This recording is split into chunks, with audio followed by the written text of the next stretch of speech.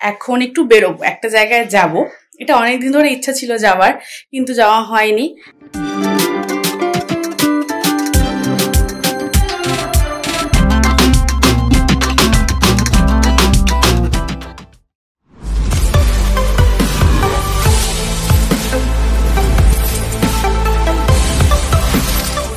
Good morning everyone, Paromita's ব্লগে তোমাদের আবারও ওয়েলকাম। চলে এসছে একটা সানডে ছুটির দিনের ব্লগ নিয়ে।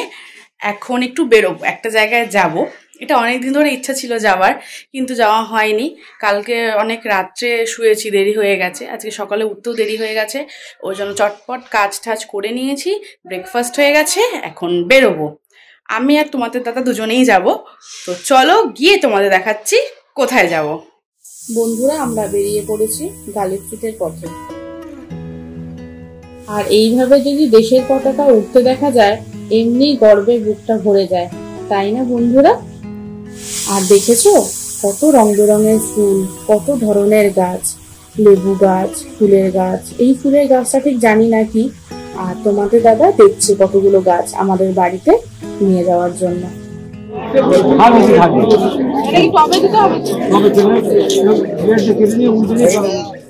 আমরা গাছগুলো দেখে আরো এগিয়ে গেলাম বাজারের ভেতরের দিকে।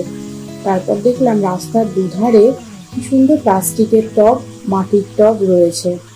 তারপর হঠাৎই দেখলাম মাছের সেকশন, নানা ধরনের মাছ, নানা ধরনের অ্যাকোরিয়ামের জিনিস সব রয়েছে।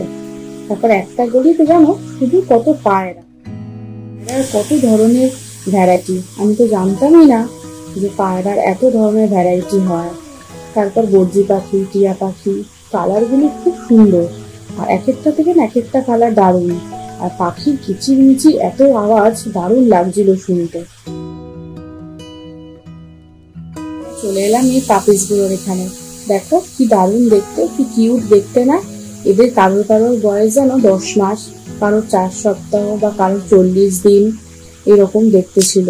তারপর আমরা ওখান থেকে বেরিয়ে এলাম জগৎবন্ধু আশ্রম। আর দেখো বন্ধুরা, রথ উপলক্ষে জগন্নাথ দেবকে কি সুন্দর সাজিয়েছে, খুব সুন্দর লাগছে। তারপর এখানে এসে রক্তদানের জন্য নামের এন্ট্রি করে নিচ্ছে। রথের জন্য প্রত্যেকবারই এখানে রক্তদান শিবিরের আয়োজন করা হয়, এবছর তাই হয়েছে। তাই এখানে ম্যাডামের কাছে ব্লাড প্রেশারটা চেক করে নিচ্ছে রক্তদানের জন্য। তারপরে রক্তদান শুরু হয়েছে। আর দেখো আশ্রমে কি সুন্দর সুন্দর ঠাকুরের মূর্তি রয়েছে, রাধা কৃষ্ণ, শ্রী চৈতন্য, আরো অনেক ঠাকুরের মূর্তি এখানে রয়েছে। আমরা বাড়িতে এইমাত্র এলাম, বেরিয়েছিলাম, তোমাদেরকে বললাম আমি বেরোবো। তোমরা দেখতে পেলে যে তোমাদের দাদাও রক্তদান করলো। এখানে আমাদের প্রত্যেকবারই এটা হয়, প্রত্যেকবারই রক্ত দেয়।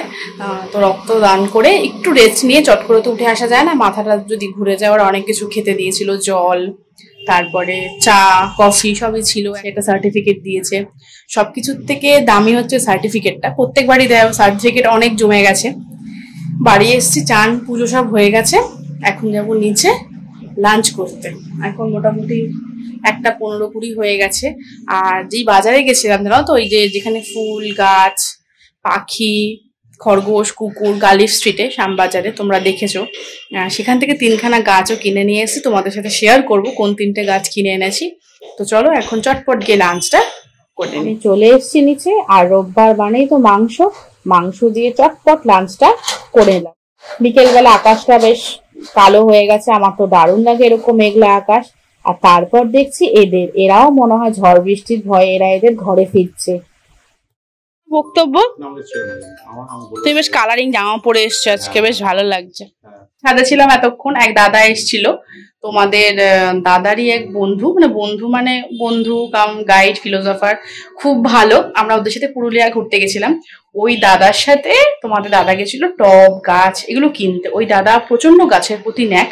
ওই দাদাই আমাদের এই গাছের নেশাটা ধরিয়েছে। এইটা দেখো, ওইটা দেখো, এই গাছটা এভাবে করতে হয়। ওই দাদার বাড়িতে পুরো ছাদের মধ্যে গাছ ভর্তি। যদি কোনোদিনও সময় হয় আমি তোমাদের নিয়ে যাবো ওই দাদার বাড়িতে, দেখাবো। আমার কাছে তো কিছুই না, ওই দাদার কাছে হরেক রকমের ফুলের গাছ আছে। যদি কোনোদিনও টাইম হয় আমি তোমাদেরকে নিয়ে যাব, তোমাদের সাথে শেয়ার করব।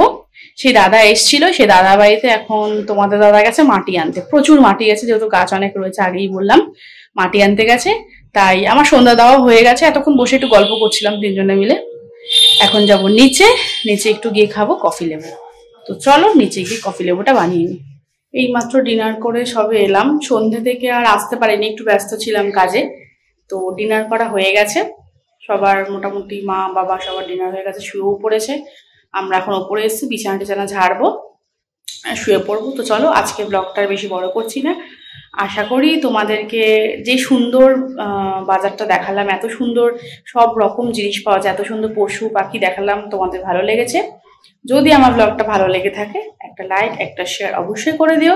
আর যারা যারা এখনো আমার সাথে পরিবারের সঙ্গে যুক্ত হওনি অবশ্যই সাবস্ক্রাইবটা করে দিও। চলো আজকে এই পর্যন্তই, আবার বাকি কথা কাল হচ্ছে। Tata, good night.